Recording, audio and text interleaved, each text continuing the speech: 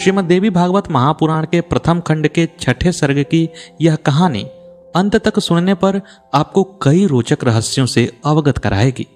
तो आइए आरंभ करते हैं।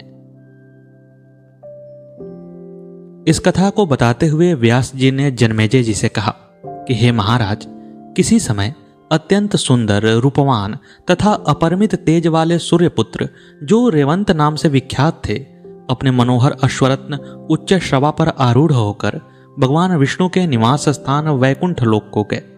विष्णु के दर्शन के आकांक्षी व भास्कर नंदन घोड़े पर सवार होकर जब वहां पहुंचे, तब लक्ष्मी जी की दृष्टि अश्व पर विराजमान रेवंत पर पड़ गई। चूंकि लक्ष्मी जी भी समुद्र से निकली हैं और उच्च श्रवा भी समुद्र से निकले हैं, इसलिए नाते में वे दोनों भाई बहन हुए। अपने भाई की उस सुंदर छटा को देखकर, उनके सुंदर रूप को देखकर लक्ष्मी जी मोहित हो गईं और वे अपनी स्थिर नेत्रों से उनकी तरफ देखती रहीं। तभी भगवान विष्णु ने उस मनोहर रेवंत को घोड़े पर बैठकर आता हुआ देखकर लक्ष्मी जी से प्रेम पूर्वक पूछा, हे सुंदर अंगों वाली, हे प्रिय, दूसरे कामदेव के समान तेजोमय शरीर वाला यह कौन है जो घोड़े पर सवार होकर तीनों लोगों को मोहित करता हुआ इधर चला आ रहा है। उस समय घोड़े को एकटक देखते रहने से दैववश उसी में चित्त योग हो जाने के कारण भगवान विष्णु के बार बार पूछने पर भी लक्ष्मी जी ने कुछ नहीं कहा। भगवान विष्णु कामिनी, चपल नेत्रों वाली तथा चंचला लक्ष्मी को अत्यंत मोहित होकर अत्यधिक प्रेम के साथ निहारती हुई तथा उस अश्व में अनुरक्त बुद्धि वाली देखकर क्रोधित हो उठे और उनसे बोले, हे सुलोचने, तुम क्या देख रही हो? इस घोड़े को देखकर मोहित हुई तुम मेरे पूछने पर भी उत्तर नहीं दे रही हो, क्योंकि तुम्हारा चित्त सभी ओर रमण करता है। अतएव रमा और तुम्हारी चंचलता के कारण तुम चला कहीं जाओगी, इसमें संदेह नहीं है। जिस प्रकार सामान्य नारी चंचल होती है, उसी प्रकार हे कल्याणी, तुम भी कभी स्थिर स्वभाव वाली नहीं रहोगी। मेरे पास रहने पर भी तुम यदि एक अश्व को देखकर मोहित हो गई हो, तो हे वामरु, तुम अत्यंत दारुण मर्त्यलोक में घोड़ी के रूप में जन्म ग्रहण करो। दैव योग से भगवान विष्णु ने जब देवी लक्ष्मी को ऐसा श्राप दे दिया, तब वे अत्यंत भयभीत तथा दुखी होकर कांपती हुई रोने लगीं। सुंदर मुस्कान वाली लक्ष्मी जी दुविधा में पड़ गईं और अपने पति भगवान विष्णु को विनय से युक्त होकर मस्तक झुकाकर प्रणाम करके इस प्रकार संबोधित करने लगीं, हे देवों के देव, हे जगदीश्वर, हे करुणानिधान, हे केशव, हे गोविंद, एक छोटे से अपराध के लिए आपने मुझे ऐसा शाप क्यों दे दिया? हे प्रभु, मैंने आपका ऐसा क्रोध पहले कभी नहीं देखा। मेरे प्रति आपका वह सहज तथा शाश्वत प्रेम कहाँ चला गया? आपको वज्रपात शत्रु पर करना चाहिए, न कि अपने स्नेही जन पर। आपसे सदा वर पाने योग्य मैं आज आपके शाप के योग्य कैसे हो गई? हे गोविंद, मैं इसी समय आपके देखते देखते आपके सामने प्राण त्याग दूंगी, क्योंकि आपसे वियुक्त होकर विराग्नि में जलती हुई मैं कैसे जीवित रह सकूंगी। हे देवताओं के ईश्वर, मेरे ऊपर कृपा कीजिए। हे प्रभु, मैं इस दारुण श्राप से मुक्त होकर आपका सुखदायी सानिध्य कब प्राप्त करूंगी? तब परम प्रिय भगवान विष्णु ने कहा, हे प्रिय, हे तनवंगी, जब पृथ्वी लोक में तुम्हें मेरे समान एक पुत्र की प्राप्ति हो जाएगी, तब पुनः मुझे प्राप्त करके तुम सुखी हो जाओगी।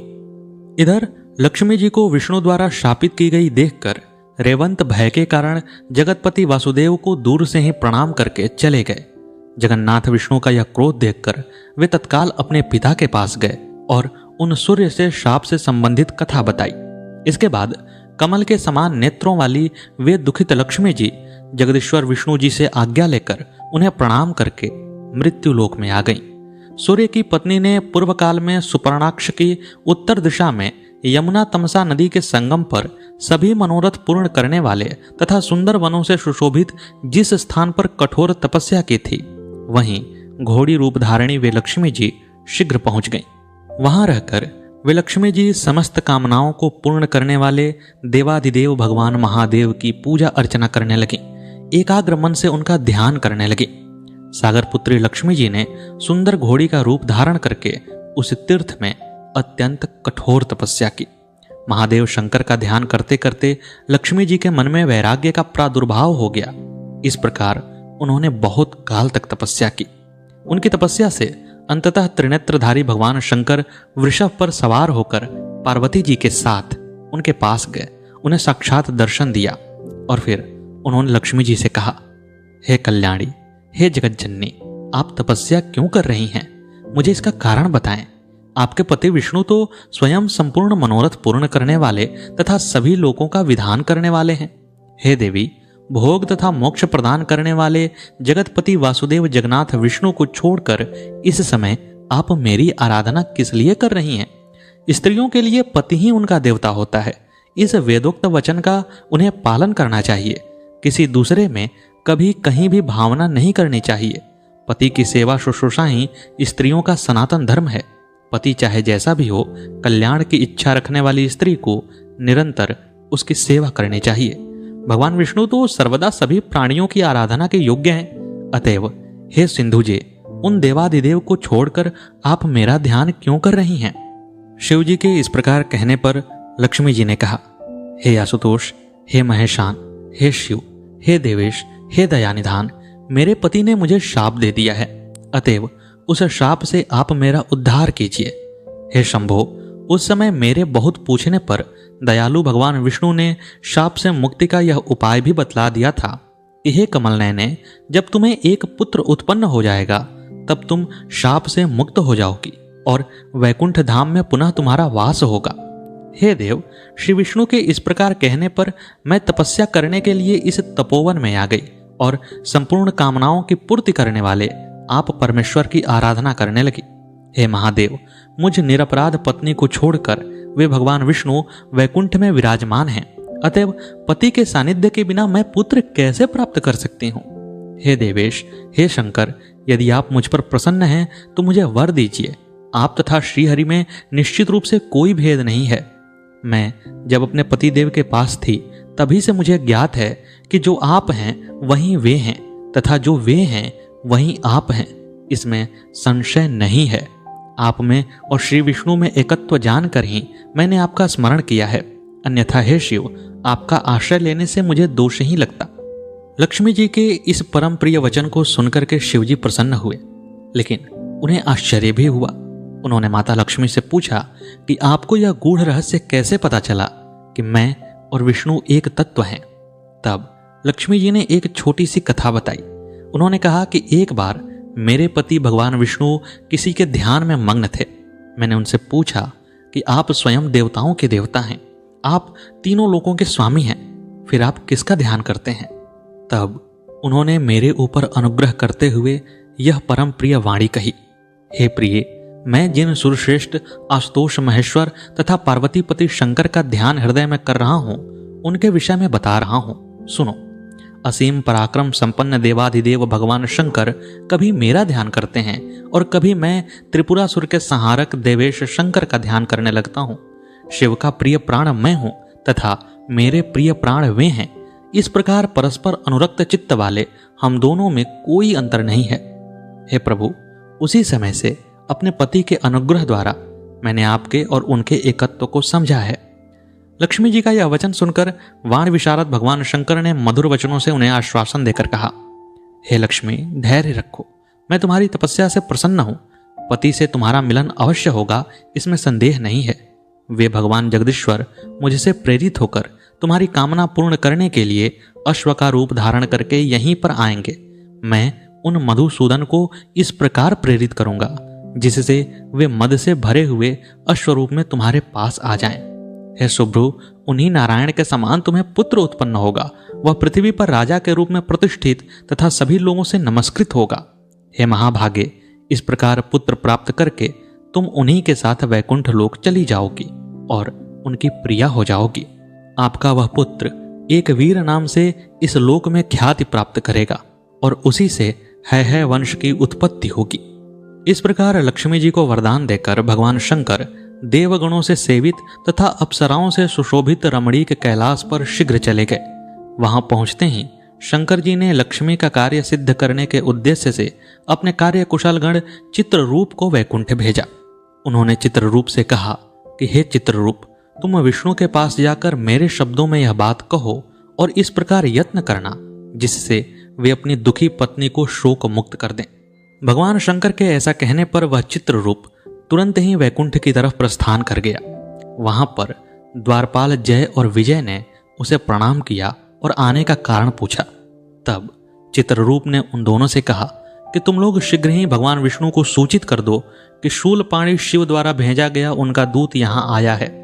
उसकी बात को सुनकर परम बुद्धिमान जय श्रीहरि के पास जाकर उन्हें प्रणाम करके दोनों हाथ जोड़कर कहने लगे, हे देवों के देव, हे रमाकांत, भगवान शंकर का दूत आया हुआ है।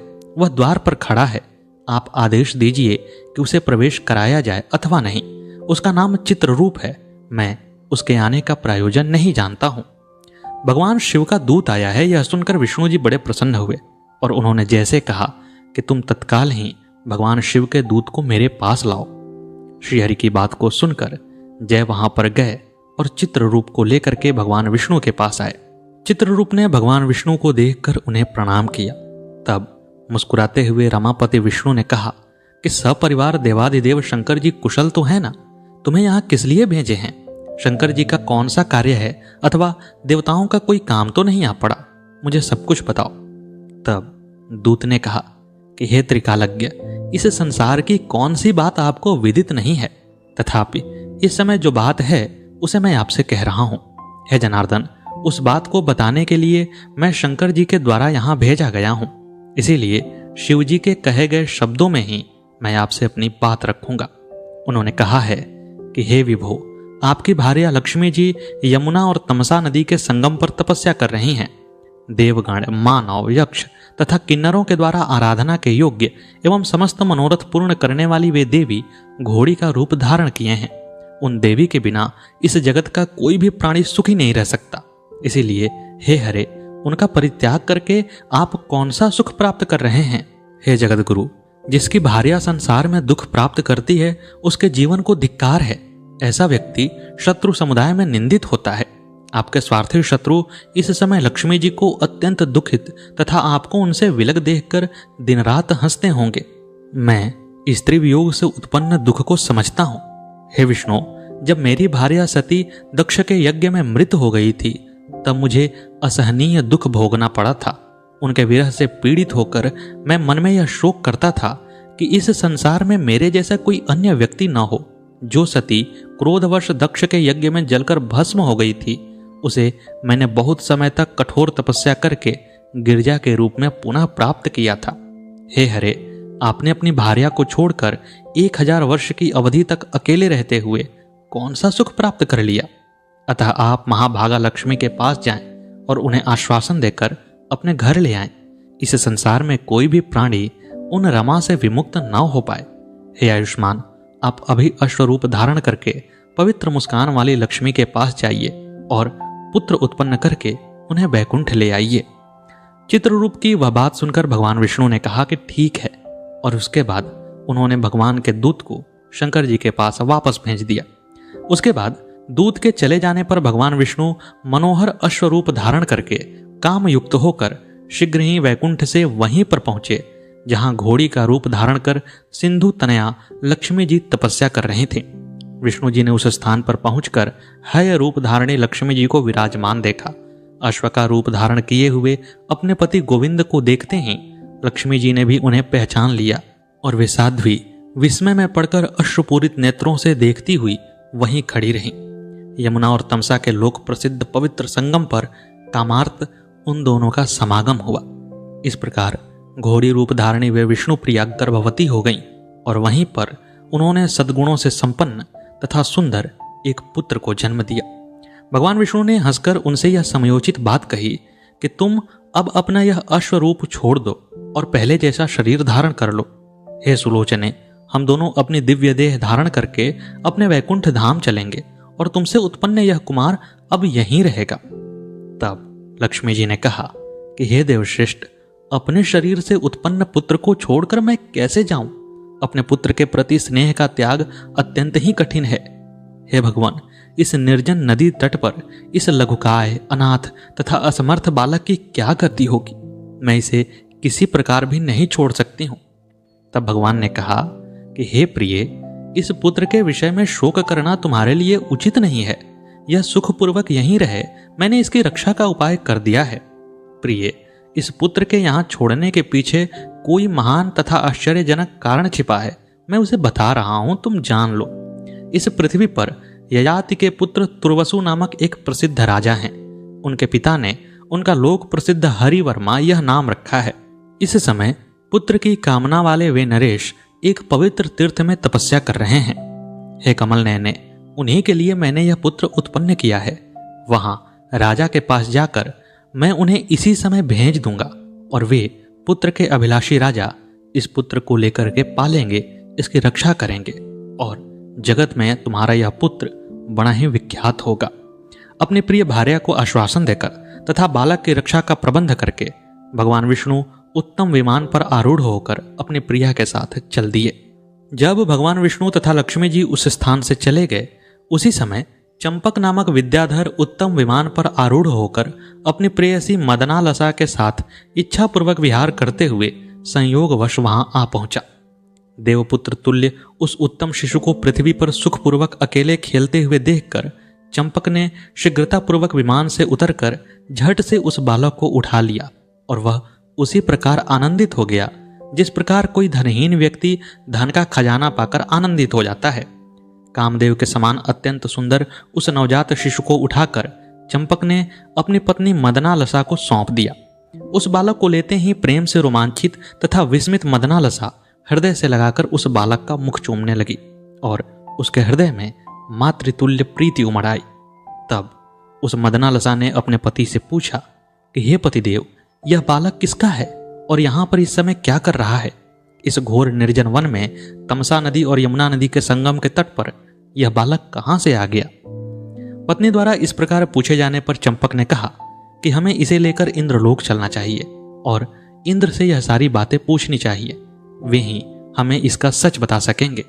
इस प्रकार चंपक उस सुंदर बालक को लेकर के अपनी पत्नी के साथ इंद्र भगवान के पास जा पहुंचा और वहां जाकर इंद्र भगवान से उस बालक के बारे में प्रश्न किया। तब इंद्र जी ने समझाते हुए कहा कि चंपक, यह बालक तुम्हारा नहीं हो सकता है। तुम भले ही इसके प्रति प्रेम में पड़ गए हो, लेकिन यह भगवान विष्णु और लक्ष्मी जी का पुत्र है जिसे कि राजा हरिवर्मा के लिए उत्पन्न किया गया है। अभी भगवान विष्णु हरिवर्मा के पास ही गए हैं और तत्काल ही हरिवर्मा उस तट पर आते होंगे। यदि वहां पर उन्हें वह पुत्र नहीं मिलेगा तो तुम्हारा बहुत बुरा हो सकता है। तुम तत्काल ही उनके आने से पहले वहीं पर जाकर इस पुत्र को रखाओ। इंद्र देवता से यह बात सुनकर चंपक निराशा में भरा हुआ उस पुत्र को ले जाकर के उसी जगह पर छोड़ देता है जहां से उसे उठाकर लाया था और इधर भगवान विष्णु दिव्य रथ पर आरूढ़ होकर अपनी प्रिया लक्ष्मी जी के साथ वहां पर गए जहां तुर्वसु तपस्या कर रहे थे। तुर्वसु ने जब दिव्य रथ पर आरूढ़ भगवान विष्णु और माता लक्ष्मी को देखा तो वे बड़े प्रसन्न हुए। उन्होंने उनकी स्तुति की, उनकी पूजा अर्चना की और फिर आने का कारण पूछा। तब विष्णु जी ने उन्हें सारी बात बताई और कहा कि तुम्हारी तपस्या पूर्ण हो गई। मेरे द्वारा उत्पन्न हुआ वह पुत्र तुम्हारा ही पुत्र है। तुम उसे अपने पुत्र की तरह ही पालो और उसे लेकर के अपने राज्य में चले जाओ। तुर्वसु यह सुनकर बड़े प्रसन्न हुए और वे उस जगह पर गए जहां भगवान विष्णु ने बताया था। वहां पर उन्होंने एक अत्यंत तेजस्वी पुत्र को खेलते हुए देखा। तुर्वसु की प्रसन्नता की सीमा नहीं रही। वे तत्काल ही उस पुत्र को लेकर अपने राज्य में आए। राजा को अपने राज्य में आया हुआ देखकर राज कर्मचारी भी बड़े प्रसन्न हुए और रानी के मन में विस्मय आ गया कि आखिर यह पुत्र किसका है। राजा तो तपस्या करने गए थे पुत्र के लिए और मुझे से कोई पुत्र उत्पन्न नहीं हुआ। तब राजा हरिवर्मा ने अपनी पत्नी से सारी बात बताई और कहा कि देवताओं के द्वारा प्रदान की हुई वस्तु अपनी ही उसी तरह हो जाती है जैसे कि अपनी संतान अपनी मानी जाती है। इसीलिए भगवान विष्णु का यह परम तेजस्वी पुत्र हमारे कुल में वृद्धि करने वाला होगा। और उन्होंने उस पुत्र का नाम रखा है घोड़े का एक नाम है और चूंकि घोड़ी रूपिणी लक्ष्मी जी से वह पुत्र उत्पन्न हुआ था इसलिए उसका एक नाम पड़ा है। साथ ही भगवान शिव जी ने उसका नामकरण किया था एक वीर। वह चूंकि भगवान विष्णु की संतान थी इसलिए उसमें तेज का अंश तो था ही। देवताओं से भी अधिक बलशाली और बुद्धिमान वह बालक समय के साथ जैसे जैसे बड़ा होता गया उसका दिव्य रूप निखरता चला गया और फिर वह अपनी युवावस्था में प्रवेश कर गया। जैसे ही एक वीर की शिक्षा दीक्षा पूर्ण हुई और वे युवा हुए तो राजा तुर्वसु ने, जिनका नाम हरिवर्मा भी था, उन्होंने वानप्रस्थ आश्रम में जाने का विचार किया। और अपनी पत्नी के साथ वन को चले गए। जाने से पहले उन्होंने अपने पुत्र एक वीर का राज्याभिषेक किया और उन्हें राजा बना दिया। धीरे धीरे समय के साथ उन्होंने अपने देह का त्याग किया और स्वर्गलोक को प्रस्थान कर गए। अपने माता और पिता की देह त्याग की बात को सुनकर एक वीर ने उनका अंतिम संस्कार करवाया और फिर राज्य का संचालन करने लगे।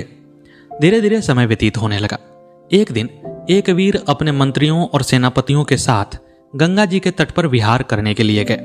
विहार करते हुए वे वन में थोड़े अंदर चले गए। वहां पर उन्हें एक स्त्री के रोने की करुण आवाज सुनाई दी। एक वीर उस आवाज का पीछा करते हुए वहीं पर चले गए तो वहां देखा कि एक बड़ी ही सुंदर युवती करुणा से भरकर आंसुओं से भरी हुई रो रही है। एक वीर को आश्चर्य हुआ कि इस गहन वन में यह युवती कहां से आ गई। तब उन्होंने उस युवती से उसका नाम पूछा। युवती ने कहा कि मेरा नाम यशोवती है। फिर एक वीर ने उससे रोने का कारण पूछा तो यशोवती ने अपनी पूरी कहानी बताई। उन्होंने कहा कि आपके राज्य से अलग एक दूसरे राज्य में रैभ्य नामक राजा निवास करते हैं। उनकी कोई संतान नहीं थी, इसलिए उन्होंने यज्ञ करवाया। उस यज्ञ और जप तप के परिणाम स्वरूप एक सुंदर बालिका का जन्म हुआ, जिसका नाम रखा गया एकावली, क्योंकि वह मोतियों की माला सी दिखती थी। एकावली बड़ी सुंदर थी और साथ ही बड़ी ही विद्वान थी। राजा रैभ्य ने तुर्वसु से उनके पुत्र के लिए अपनी पुत्री का रिश्ता बचपन में ही तय कर दिया था। यहाँ पर यशोवती नहीं जानती थी कि उनके सामने ही वही पुत्र यानी कि एक वीर खड़े हैं। यशोवती ने आगे बताया कि मैं उसी राजा रैभ्य के मंत्री की पुत्री हूँ। हम दोनों यानी कि यशोवती और एकावली बचपन की सहेलियां हैं और इस वन में विहार करने आई हैं। एकावली को कमल के फूल बड़े पसंद हैं और वह अक्सर ही कमल के फूलों की तरफ खींची हुई चली जाती थी। इसी डर से राजा रैभ्य ने अपने महल के बगल में ही एक बड़े विशाल सरोवर का निर्माण कराया और उसमें तरह तरह के सुगंधित कमल के फूल लगाए। साथ ही एकावली के साथ उन्होंने बड़े भयानक रक्षक भी नियुक्त किए कि वह अकेले में कहीं न पड़ जाए। लेकिन एकावली को उन सरोवर के पुष्पों से अधिक गंगा के पुष्प पसंद आते थे और इसीलिए रक्षकों को साथ लेकर मुझे साथ लेकर वह गंगा तट पर विहार करने आती थी।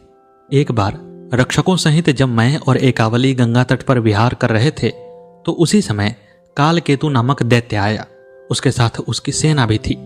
कालकेतु ने एकावली को देखा तो वह उसके रूप पर मोहित हो गया। वह काम भाव से भरा हुआ एकावली को पाने की चाह में उसकी तरफ लपका। तब एकावली के रक्षकों ने उसका प्रतिकार किया, लेकिन वह दैत्य बड़ा ही शक्तिशाली था, साथ ही उसकी सेना थी। इसीलिए कालकेतु ने उन रक्षकों को मार मार कर भगा दिया और एकावली का अपहरण कर लिया। उस समय मैं बहुत रो रही थी। मैंने रोते हुए कहा कि तुम मुझे पकड़ लो, लेकिन मेरी सखी को छोड़ दो। तब कालकेतु ने कहा कि मैं तुम्हें पसंद नहीं करता हूं, मैं इसे ही पसंद करता हूं। तुम अपनी सखी को समझाओ कि वह मेरे साथ समागम करे, मेरे साथ विवाह करे। मैं बड़ा धनवान हूं, प्रभावशाली हूं और मेरे जैसा इस पृथ्वी पर कोई नहीं है। एकावली को समझाने के लिए दैत्य ने मेरा भी अपहरण कर लिया। मैं एकावली को क्या ही समझाती। मैंने कहा कि मैं एकावली को इस प्रकार के अनुचित उपदेश नहीं दे सकती हूं, तुम्हें जो कहना है खुद कहो। तब उस कालकेतु ने एकावली के सामने अपने साथ समागम का प्रस्ताव रखा और फिर विवाह करने को कहा। तब एकावली ने बताया कि मैं पहले से ही है के साथ विवाह करने के लिए बंध चुकी हूं। उनके अलावा किसी भी पुरुष का मैं ध्यान नहीं कर सकती। मैं केवल उन्हीं की पत्नी बनूंगी। एकावली की यह बात सुनकर कालकेतु ने हम दोनों को यानी कि यशोवती और एकावली को कारागार में डाल दिया। यशोवती को देवी भागवत की सिद्धि थी। उसने देवी के बीज मंत्र का जाप किया तो देवी ने कुछ समय के बाद सपने में दर्शन दिया और कहा कि तुम गंगा तट पर चले जाओ, मैं पहरेदारों से तुम्हारी रक्षा करूंगी, तुम्हारे बंधन ढीले कर दूंगी। वहीं गंगा तट पर तुम्हें एक वीर युवक मिलेंगे जो कि इस कालकेतु का वध करेंगे। यशोवती की बात सुनकर एक वीर को बड़ा आश्चर्य हुआ। उन्होंने कहा कि मैं ही तुर्वसु का पुत्र है हूं, लेकिन मुझे इस तरह की कोई बात पता नहीं थी। फिर भी चूंकि देवी का आदेश है तो मैं तुम्हारी रक्षा करूंगा, मैं तुम्हारी सखी की रक्षा करूंगा। और यह कहकर उन्होंने भी देवी भागवत का पाठ किया, देवी के मंत्र का जाप किया और उसके द्वारा मिली हुई शक्ति से उन्होंने कालकेतु के ऊपर चढ़ाई कर दी। कालकेतु ने जब देखा कि एक बड़ा ही सुंदर युवक मेरे राज्य की तरफ सेना लेकर चला आ रहा है तो उसे महान आश्चर्य हुआ।